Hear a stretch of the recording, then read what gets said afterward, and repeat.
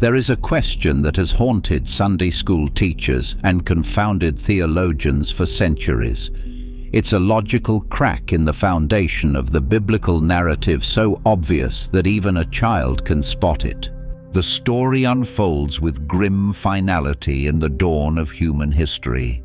Cain murders his brother Abel. As punishment, God marks him and banishes him from his presence, casting him out to wander as a fugitive in the land of Nod, east of Eden. And then, in Genesis chapter 4, verse 17, the narrative makes a sudden, jarring leap. It states, simply and without explanation, Cain knew his wife, and she conceived and bore Enoch. Stop. Let that verse hang in the air for a moment. His wife. What wife? Where did she come from in a world supposedly populated by only his grieving parents? Adam and Eve. Who is this mysterious woman? Did another tribe of people already exist? A tribe the Bible conveniently forgot to mention.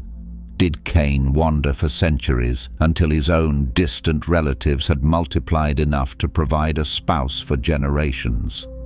We have been offered a host of speculative and often unsatisfying answers to fill this gaping hole in the story. But what if the problem is not that the answer is complicated, but that the story itself is avoiding the question? The abruptness of this verse feels unnatural. It's the narrative equivalent of a storyteller, when asked an uncomfortable question, suddenly changing the subject. And then Cain found a wife. Anyway, about the city he built. The silence of Genesis on this one crucial point is not the reverent silence of divine mystery. It feels like the awkward, deliberate silence of evasion.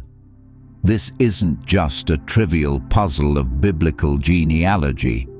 It is a fundamental challenge to the integrity of the narrative.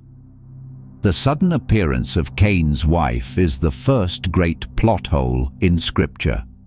A moment that forces every honest reader to ask, am I being told the whole story? We have been taught to paper over this crack with theories, but tonight we will not. We will treat this silence not as a missing piece of information, but as the evidence of a deliberate redaction. A truth so uncomfortable, so problematic for the later architects of the faith, that they chose to create a logical paradox rather than to state the simple, biological, and scandalous truth. To find the identity of Cain's mysterious wife, we don't need to invent elaborate theories or imagine lost tribes. We only need to unseal the testimony that the ancient editors hoped we would forget. We must turn once again to the scroll that does not flinch.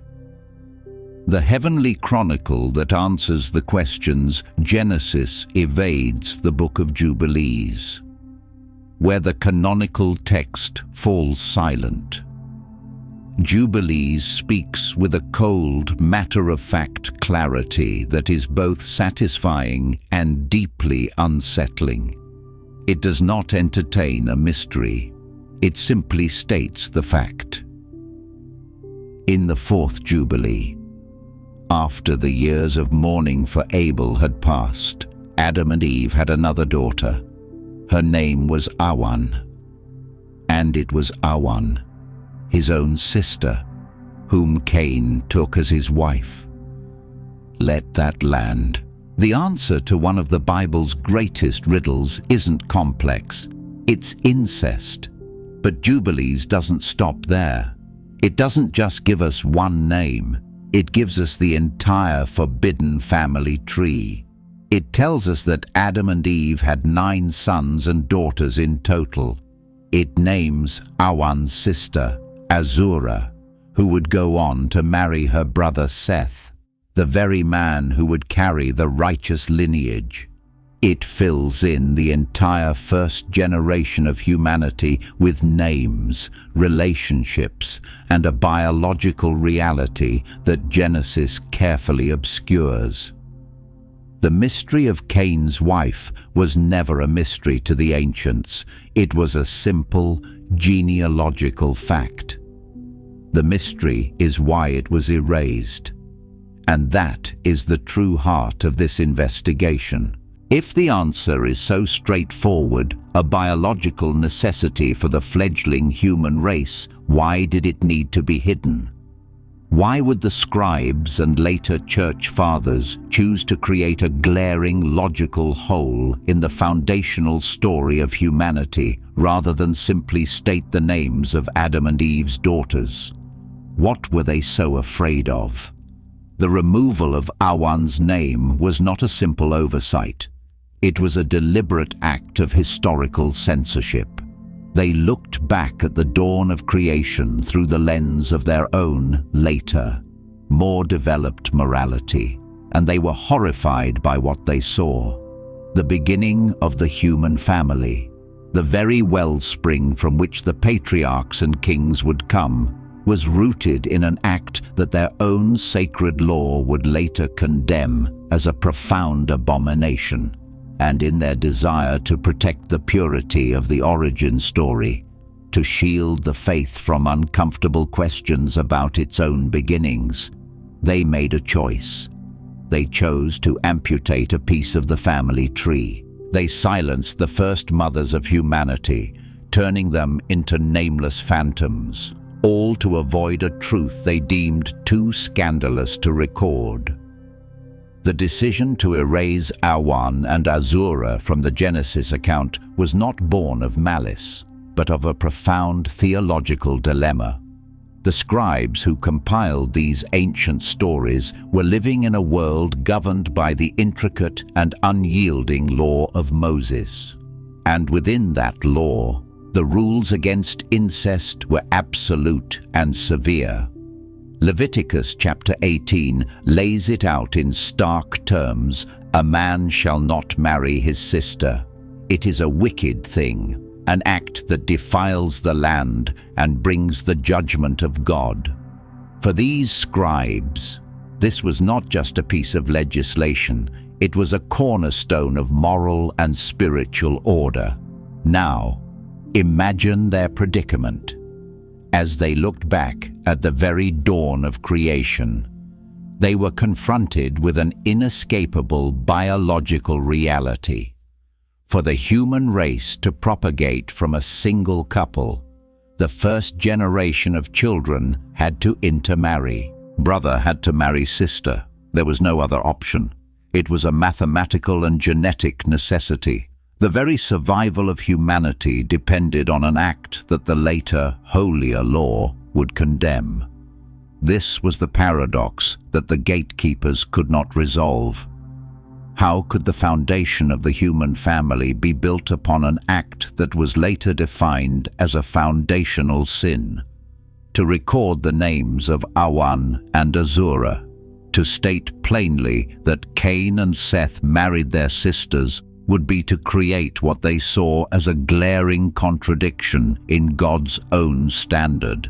It would open the door to a flood of uncomfortable questions. If it was necessary and acceptable in the beginning, why did it become an abomination later? Does God change his moral law rather than attempt to explain this complex theological transition? The difference between a nascent world with a limited gene pool and a developed society with a codified law, they chose a simpler, safer path. They chose silence. They surgically removed the specific details. They let Cain find a wife from the void, a nameless, placeless woman who appears without explanation. They created a logical puzzle to avoid a moral one. This act of censorship was a form of protective paternalism. They believed they were shielding the faith from an apparent contradiction, protecting the perceived consistency of God's law. By hiding the incestuous reality of the beginning, they could present a cleaner, more streamlined narrative that didn't require complex explanations. But this well-intentioned act of protection had a devastating consequence. In their attempt to solve a theological problem, they created a historical one.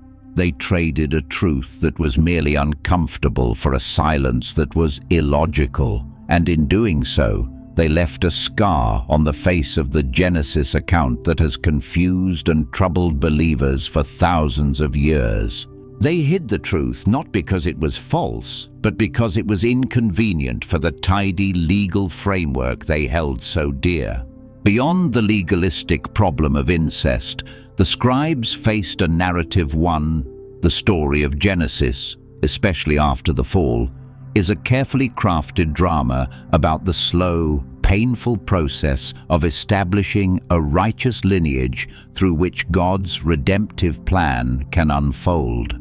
After the corruption of Cain's line, the focus shifts entirely to Seth.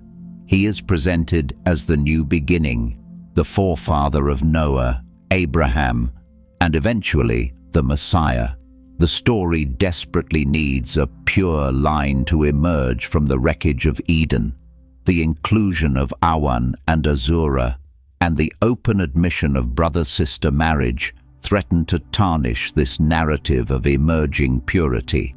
It meant that the very first generation, both the cursed line of Cain and the blessed line of Seth, was founded upon a practice that would later be seen as deeply defiling.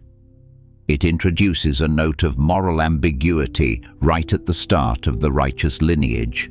How could the line be truly set apart if its very first marriage was, by later standards, unholy? This created a problem of image.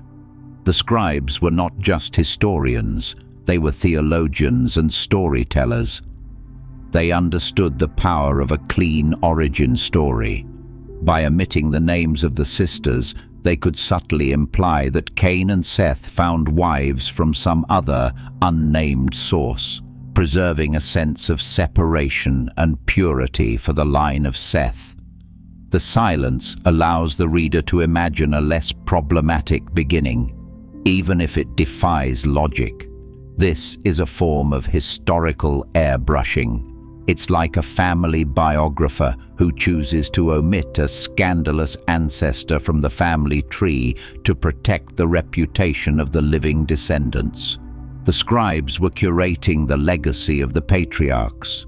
They wanted the foundation of Israel's faith to appear as clean and unblemished as possible. The story of Adam and Eve's fall was already a deep wound. The story of Cain's fratricide was a second. To add a third, the open acknowledgement of incestuous unions as the norm for the first family may have felt like one scandal too many. So they made an editorial choice. They sacrificed historical clarity for theological tidiness. They valued the image of a pure lineage more than the reality of a biologically necessary one. By erasing the names of the first mothers, Awan and Azura, they were able to present a simpler, more palatable story of beginnings. But in doing so, they hid a crucial truth that God's covenant has always been forged, not in a context of pristine purity, but in the midst of a messy, complicated, and often uncomfortable human reality. The foundation of the human story was never as clean as the edited version would have us believe. The act of censoring Cain's wife was not an isolated incident.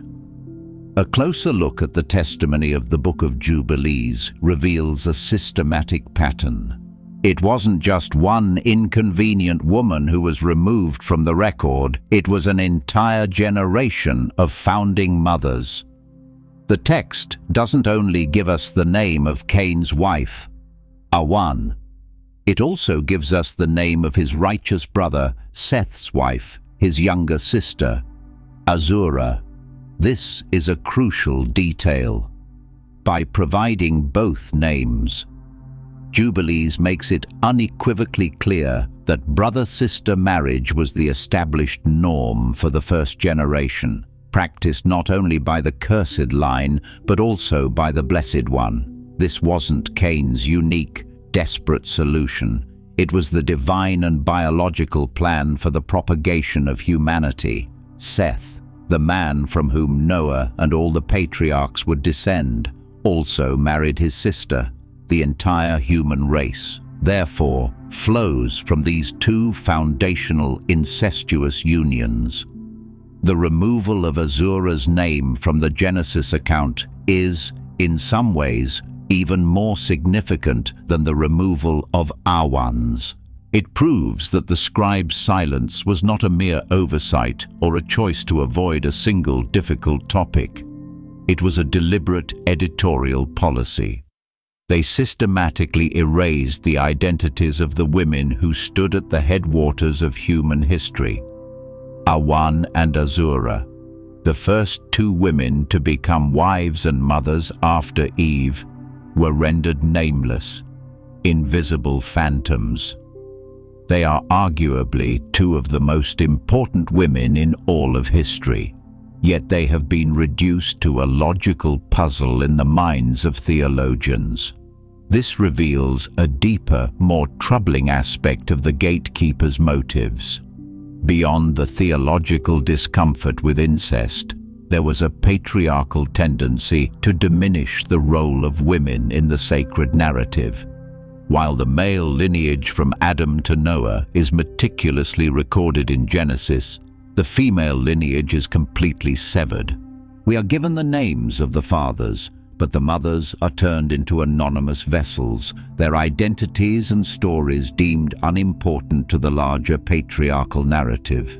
Jubilees, by restoring their names, restores their personhood.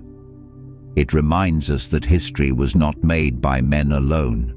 It forces us to acknowledge Awan and Azura as real individuals who carried the weight of motherhood in a world still reeling from the fall. They were not just wives, they were the co-founders of civilization. The decision to erase them was not only an act of theological sanitization, it was an act of historical injustice. They were the first casualties in a long tradition of writing women out of the story, a tradition that began at the very dawn of our recorded history. The scribes and gatekeepers who chose to erase the names of Cain's and Seth's sister wives likely believed they were performing a noble act. In their minds, they were protecting the faith from a difficult contradiction and preserving the moral purity of the origin story. But history has a way of showing that even the most well-intentioned censorship can have disastrous, unintended consequences. By creating a silent void in the narrative, they did not solve a problem. They created a vacuum. And into that vacuum, for 2 millennia, a host of strange, dangerous and heretical theories have rushed in. Nature and theology abhors a vacuum. The glaring question of where did Cain find his wife was too powerful to be ignored, and in the absence of the simple biological answer provided by Jubilees, people invented their own. The silence of Genesis became a fertile breeding ground for doctrines far more damaging than the truth it sought to hide. One of the most persistent of these theories was the idea of a pre-Adamite race. To solve the riddle, thinkers proposed that other tribes of humans not descended from Adam must have already existed. This theory, while seemingly clever, strikes at the very heart of biblical theology. It undermines the doctrine of original sin and the universal need for a redeemer descended from Adam. It opens the door to racist ideologies, suggesting different human stocks with separate origins, a concept that has been used to justify slavery and genocide. Other, more mystical traditions proposed even stranger solutions. Some claimed Cain married a demonic being, a succubus from a spirit realm, and that his line was therefore eternally tainted with a supernatural evil. This transformed the story from one of human sin to one of demonic hybrids, blurring the lines in ways that the Bible itself does not support. Ironically, in their attempt to hide a simple, albeit uncomfortable, truth about incest, the scribes inadvertently created a platform for far greater theological errors. The truth of brother-sister marriage, while morally complex for later generations, was at least biologically sound and kept the human story unified. The theories that grew out of the silence, however, fractured the story of creation, introduced dangerous racial and spiritual hierarchies, and created theological problems 100 times more complex than the one they were trying to avoid. This serves as a powerful testament to the danger of hiding the truth.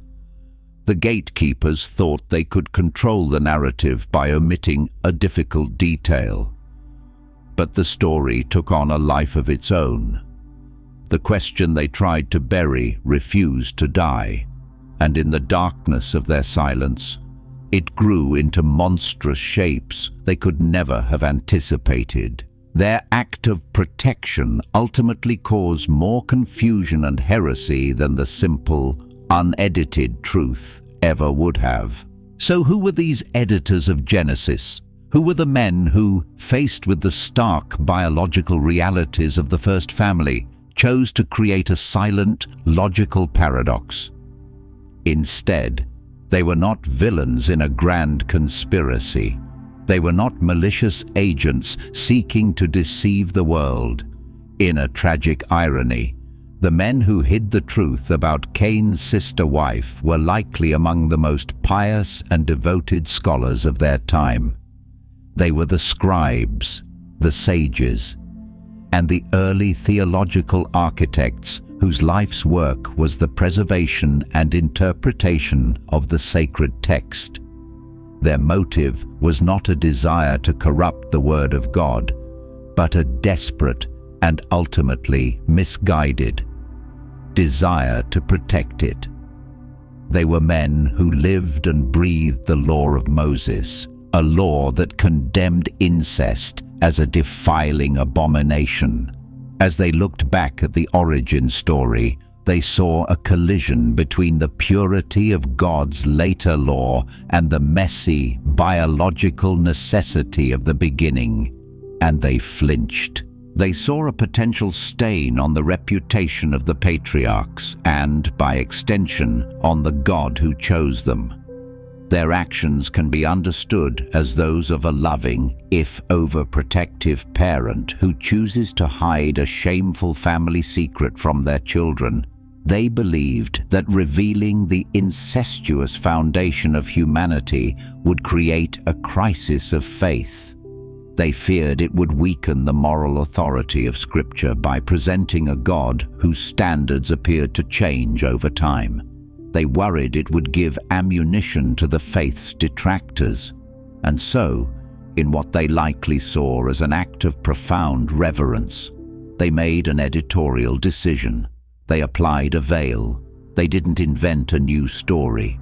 They simply omitted a few names. They left a blank space, hoping that faith and tradition would fill it in less problematically. They acted not as conspirators, but as purity protectors. Their goal was to present a version of sacred history that was as clean, as morally unambiguous, and as theologically tidy as possible.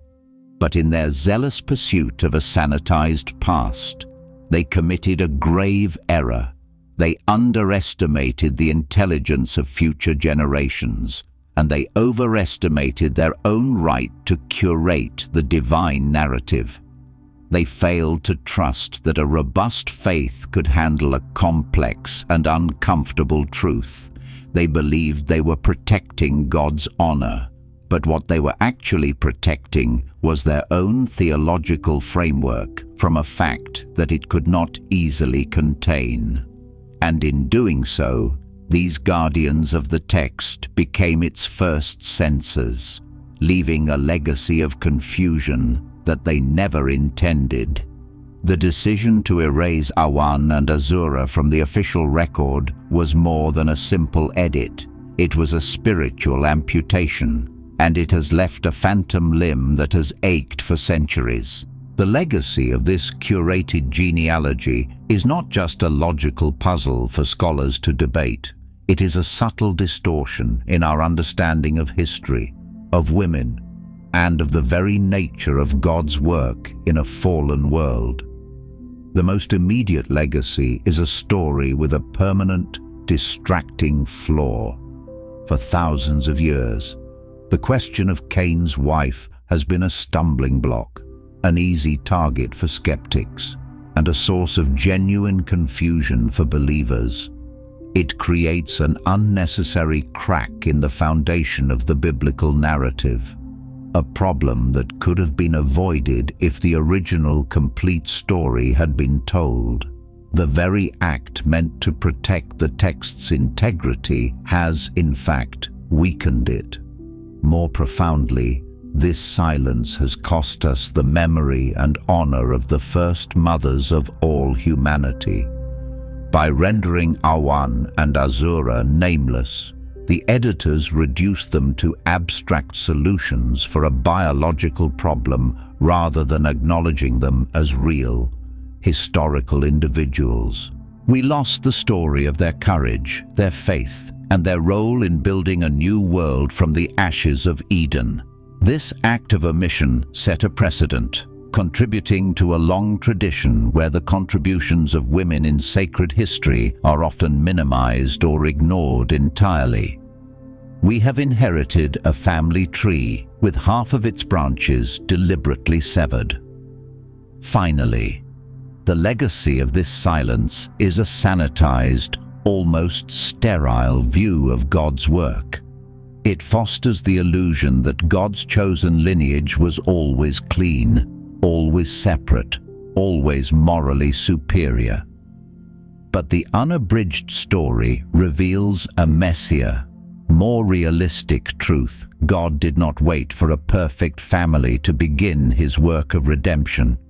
He began it in the midst of a broken, traumatized, and biologically compromised family, because that was all he had. By hiding the uncomfortable truth of the beginning, the editors hid a more powerful gospel truth that God's grace is not reserved for the pure, but is powerful enough to forge a holy lineage from a complex and imperfect reality. We were given a story that feels safe, but we lost a story that feels real for centuries. The void in Genesis chapter 4 remained a silent testament to an edited history. Believers were left to wrestle with a logical impossibility, while the truth lay dormant in a scroll that the gatekeepers had deemed too inconvenient. But the era of curated truth is ending. The discovery of texts like the Book of Jubilees is not just an academic curiosity, it is a restoration. It is the return of the missing evidence. The names of Awan and Azura have been spoken again. The phantom branches of the human family tree are becoming visible once more. And this changes the very nature of the conversation. The mystery of Cain's wife is no longer a permanent flaw in the text that we must simply accept. It is now a choice between a comfortable, familiar silence and a challenging but complete truth. The gatekeepers made their decision for us long ago. They chose to hide the uncomfortable reality of the first family. but you are no longer bound by their choice. You have been presented with the testimony of the forgotten witness. You have heard the names of the erased mothers. The full, unedited genealogy is now within your reach. So the choice falls to you. You can continue to accept the fragmented story, to live with the logical paradox, to treat the first mothers of humanity as a nameless riddle, or you can choose to complete the family tree. You can choose to acknowledge the complex and difficult reality of the beginning. You can restore, in your own understanding, the names of Awan and Azura to their rightful place in history. This is not an act of rebellion against Scripture. It is an act of restoration. It is choosing to honor the full, unvarnished truth over a sanitized and incomplete tradition. It is the decision to face the beginning of our story as it actually was, not as later generations wished it had been. You now have access to the information that was once hidden. The choice is no longer whether to solve the puzzle, but whether to accept the solution that has been waiting in the silence all along. The story of Cain's sister wife is more than just a solution to an ancient riddle. It is a profound lesson about the nature of sacred history itself. It teaches us that the story of God's interaction with humanity is not always neat, clean, or comfortable. It is often messy, complex, and filled with moments that challenge our modern sensibilities. A faith that demands a simple, sanitized past is a faith that is too fragile for the real world. The Book of Jubilees, by restoring the names of Awan and Azura, does not weaken the biblical narrative. It strengthens it by making it whole and honest. It invites us to a more mature and robust faith, one that is not afraid to confront difficult truths. A faith that can see God's hand at work, not in spite of human complexity, but directly through it.